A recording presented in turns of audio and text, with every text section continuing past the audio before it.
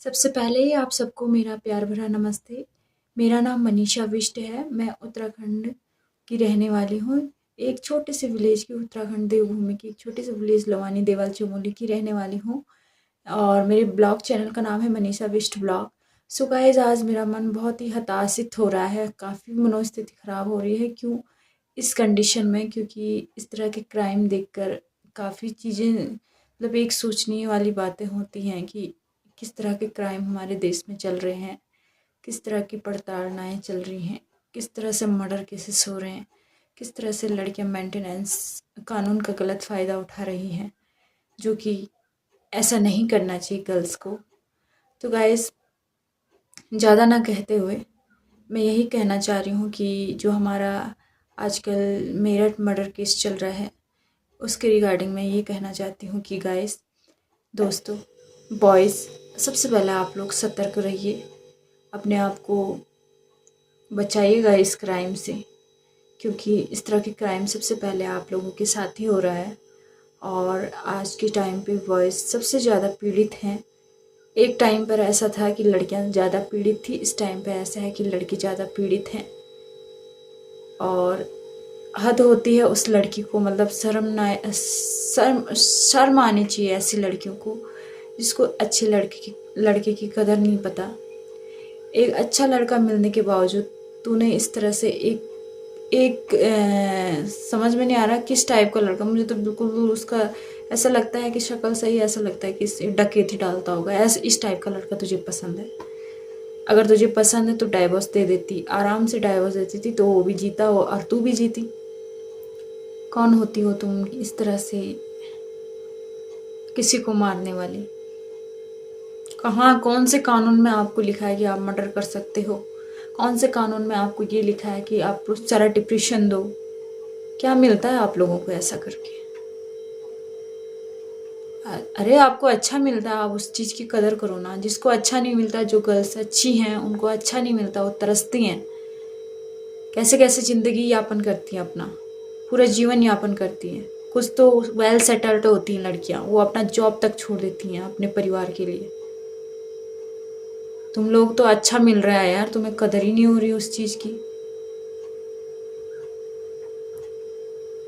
इतनी ज़्यादा मेंटेनेंस ले लेती हैं, क्राइम कर लेती हैं, क्या सोच के कर लेती हैं आप ऐसा? आपकी वजह से मतलब दूसरे सामने वाले को ये होता है कि क्या ही बोलें यार गाइस।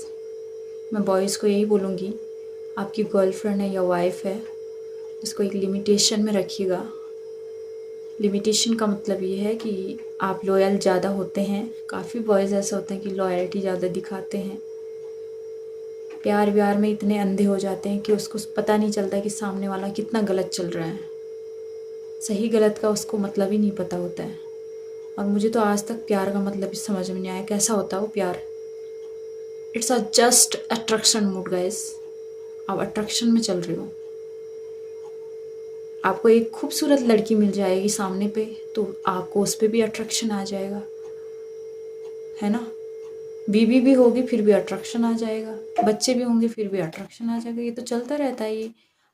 एक होता है कि कुछ अच्छे लोग कंट्रोल कर लेते हैं उस अट्रैक्शन मूड को, कुछ लोग नहीं कर पाते हैं, है ना? तो आप अट्रैक्शन को प्यार बोलते हो? इससे अच्छा मत हो ऐसा प्यार। गर्ल्स को पता नहीं क्या मिल रहा है इतनी ज़्यादा। अरे, आपको अच्छा मिल रहा है, वेल सेटल्ड लड़का मिल रहा है, वेल एजुकेटेड लड़का मिल रहा है। काफ़ी अच्छी ऐसी लड़कियां हैं जिनको मिल ही नहीं रहा है वैसा लड़का, है ना? वो तरसती हैं।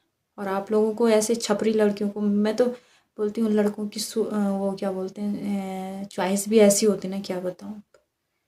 तुम्हें चाहिए हॉटेस्ट लड़की, जो ज़्यादा हॉट दिखे, जो ज़्यादा स्टाइलिश हो, जो ज़्यादा फैशनेबल हो, ओवर फैशनेबल चाहिए, तो भाई ऐसे ही हार्श होगा, हरासमेंट होगा, मर्डर होंगे, डिप्रेशन में जाओगे। सिंपल लड़की देखो, सिंपल लड़की से शादी करो। सिंपल लड़कियां, अगर आपको कितनी अच्छी अच्छी लड़कियां मिलती हैं यार, तुम्हें यही मिलती हैं क्या? शक्ल सूरत देखने से, शक्ल सूरत से कुछ नहीं होता है। एक टाइम ऐसा होता है कि उम्र हो जाती है ना, आप 30 के बाद देखना कि जो खूबसूरत होगा वो सबसे ज़्यादा बदसूरत भी दिखता है। क्या मिलता है उस खूबसूरती को देख के आप लोगों को?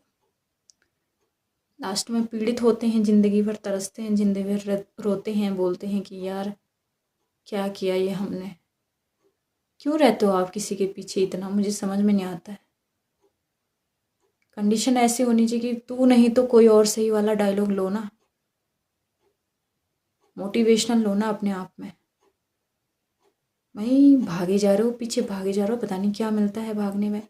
और गर्ल्स तो खासकर हद होती है, आप लोगों ने तो धंधा बना दिया कि किसी को डिप्रेशन में डाल के मेंटेनेंस लेना, किसी को पढ़ाई के नाम पे इमोशनल ब्लैकमेल करके पैसे ऐंठना, अच्छे खासे वेल सेटल्ड लड़के से पैसे ऐंठना। अब वैसे वो बेवकूफ़ मूर्ख लड़के होते हैं, वेल सेटल्ड होने के बाद भी, इतना दिमाग देने के बावजूद भी भगवान की दया से आप अच्छे तरक्की वाले हो, तो आपको इतनी बात समझ में नहीं आती कि कौन सी लड़की क्या आपसे चाहती है। नहीं आती हो आपको। आपको तो उस समय ये फील होता है यार ब्यूटीफुल है, अच्छी है, ये कर सकती हो। ओ सेटल्ड होने के बाद वो आपको पूछती भी नहीं है। आप इतना जानने के बावजूद भी आप फिर भी कौन सा फिदा हो जाते हो यार लड़की पे। देखा नहीं आपने अतुल का क्या हाल हुआ था? देखा नहीं आपने ये क्या कौन सा आ रहा है, ये मेरठ वाला केस आ रहा है, इसका क्या हाल हो रहा है? और इससे कई कैसे ऐसे हैं जिनका पता ही नहीं है हो क्या रहा है। लाखों करोड़ों मेंटेनेंस ले दे रही हैं लड़कियां। अगर आप इतनी एजुकेटेड हैं, ऊपर वाले ने, घर वालों ने आपको इतना पढ़ा रखा लिखा रखा, खुद करो ना। जब लड़का अलग होने के लिए बोलते हैं तब जो होगा, तो आप कानूनी तौर पर अच्छे तरीके से लीजिए ना मेंटेनेंस। इतना ज़्यादा क्या मेंटेनेंस लेना भाई, जितनी उसकी सैलरी नहीं है वो क्या देगा आप। तो ज़्यादा क्या बोले, उसमें लड़कों की गलती है। लड़के होते हैं गर्लफ्रेंड वाले। भाई एक केस देखा था मैंने, पता नहीं कौन सा केस आया था, जिसमें लाखों रुपए करोड़ रुपए पता नहीं कितने रुपए ऐड के वो लड़की भाग गई। तो मतलब क्या है ये, क्या चल रहा है ये? गलती आप लोग करते हो। मेरी गर्लफ्रेंड है तो मैं इसको पैसे दूंगा, वेल सेटल्ड होगी। ए भाई, अपने घर वालों को दो ना पैसे, जिन्होंने तुम्हें इतना पाल पोस के बड़ा कर रखा है, इतनी मेहनत कर रखी, इतना स्ट्रगल कर रखा है, तब जाके आप लोगों को पढ़ा रखा है। उसे दीजिए ना पैसे, अपनी बहन को दीजिए, अपने भाई को दीजिए, जो आपका सपोर्ट करता है। हम भी तो हैं, हम तो किसी को नहीं देते हैं पैसे भाई ना। हम इस तरह के इस पैचड़े में पड़ते हैं, लफड़े लुफड़े में भाई। हाँ, एक टाइम पे ऐसा होगा कि एक मजबूरन कंडीशन आ चुकी है कि शादी करनी पड़ेगी, तभी तो टेंशन हो रहा है कि पता नहीं कौन से इंसान से हमारी शादी होगी, कि कहाँ फंस जाएंगे हम। खैर जो भी होगा सही होगा, वो अपने आप पे भी बात होती है। लेकिन जो है कि मैं यही बोलना चाहूँगी अच्छे लड़के या अच्छी लड़कियों से, आप सतर्क रहिए इस तरह की लड़कियों से, इस तरह के लड़कों से जो आपको इस तरह से पीड़ित करते हैं। अगर आपको गलत लगती है उसको डाइवोर्स दीजिए, उसको कर दीजिए। इस तरह का क्राइम मत कीजिएगा। और जो क्राइम करने वाले हैं उनको कानूनन बहुत तकड़ी वाली सज़ा दी जाए। लड़कियों के द्वारा दी गई डिमांड मेंटेनेंस को कम किया जाए, पुरुष आयोग बनाया जाए, उस पे संशोधन किया जाए कि महिलाओं को किस किस तरह की चीज़ों पर, किस किस तरह के टर्म एंड कंडीशन पे मेंटेनेंस दिया जाए। वो सारा चीज़ें इन्वेस्टिगेशन करने के बावजूद ही कानूनन फैसला लिया जाए। जो आपके वकील हैं उसको बोलिएगा इन्वेस्टिगेशन कीजिए, तभी जाके आप केस लड़िएगा, क्योंकि हर कोई सबूत चाहता है।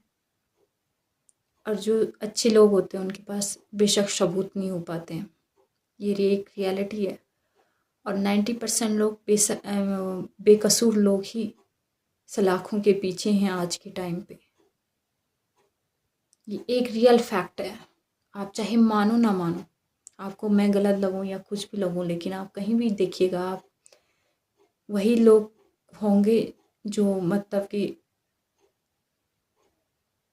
सिंपल लोग होंगे, या वो होंगे भाई आप डिप्रेस्ड मत होइएगा, आप ऐसा कीजिएगा। आपको अगर जब आपकी वाइफ, इतना भी इमोशनल मत होइएगा, इतना भी वो मत होइएगा, अट्रैक्ट मत होइएगा कि आपका इस तरह की कंडीशन आ जाए कि आप इमोशनल में आके आपको इमोशनली ब्लैकमेल होने के बाद आप मर्डर करो या फिर सुसाइड कर लो अपने आप ही। सुसाइड करना एक बड़ा अपराध है, जघन्य अपराध है। डिप्रेशन हम मानते हैं, डिप्रेशन में बहुत चीज़ें होती हैं। आप लोगों को बहुत डिप्रेस्ड होता होगा, शादी मैरिड लाइफ का तो कुछ अलग ही फंडा होता है फिर। तो बस आप सतर्क रहिएगा, अपने आप को सेव कीजिएगा, इस तरह के लोगों से बचाइएगा। बस मैं यही कहना चाहती हूँ, मेरी मन की बात इतनी ही थी, आप लोगों तक पहुँचाने का यही था। और जो गर्लफ्रेंड वाले हैं वो खासकर अपने आप पे कंसंट्रेट कीजिएगा, घर वालों पे कंसंट्रेट कीजिएगा। जहाँ आपको घर वाले ढूंढते हो वहाँ कीजिएगा ना शादी।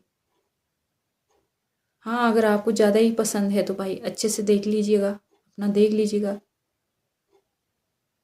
पता नहीं कौन सा लब जगता है तुम लोगों को, मुझे समझ में नहीं आता। आज तक तो हमें लब ही नहीं हुआ, पता नहीं कैसा लब है वो। हम भी तो इंसान हैं यार, हमारे अंदर भी फीलिंग्स होती होंगी। जानवर तो हम हैं नहीं कि हमारे अंदर फीलिंग्स नहीं है, हमें पता ही नहीं है कि क्या होता है ये सब। क्यों हम कंट्रोल करके चलते हैं भाई। अब जिसको जिस तरह के कमेंट्स मेरे पे क्रिएट करने हैं कीजिएगा, मुझे कोई फ़र्क नहीं पड़ता, क्योंकि मैं जैसी हूँ वैसी हूँ, दैट्स ऑल। ना ही कोई मुझे इंस्ट्रक्ट कर सकता है इसके रिगार्ड्स कि मैं कैसी हूँ, क्या हूँ, और पॉइंट कर सकता है। बस गाइस आप सेव रहिए, सतर्क रहिए। आप पैसे कमाते हैं तो उसका सही उपयोग कीजिएगा। आप अपने घर वालों को दीजिएगा 50%, ताकि आप सेव रह सके आपकी मनी, ठीक है। और जिसकी अच्छी वाइब है उसकी कदर कीजिएगा, जितना हो सके सुधर जाइएगा जिसकी अच्छी वाइब है, क्योंकि जो सुधरा हुआ नहीं होता उसको अच्छी वाइब मिलती है। कदर कीजिए, कितनी मेहनत करती हैं वो आपके घर के लिए। कदर कीजिए उस पति की जो कितना मेहनत करता है बाहर जाके। अच्छा जीवन जिए ना, अगर नहीं जी सकते हैं तो फिर डाइवोर्स ले लीजिए, अलग हो जाइए, पर इस तरह का क्राइम मत कीजिएगा। तो गाइस मेरे वीडियो में आज इतना ही, क्योंकि आज काफ़ी टाइम ले लिया मैंने। इसके लिए आप जहाँ भी मैंने गलत बोला होगा मेरे को क्षमा कर दीजिएगा, लेकिन मेरा जो भी था पॉइंट ऑफ व्यू मैंने आपको दिखा दिया, बता दियागा। इसको शेयर कीजिएगा, कमेंट्स कीजिएगा, अपना पॉइंट ऑफ व्यू दीजिएगा। मैंने क्या बोला है, सही बोला है, गलत बोला है, उसको बताइएगा। And bye bye, take care, God bless you. अच्छे से रहिएगा, सेफ रहिएगा और सतर्क ज़रूर रहिएगा।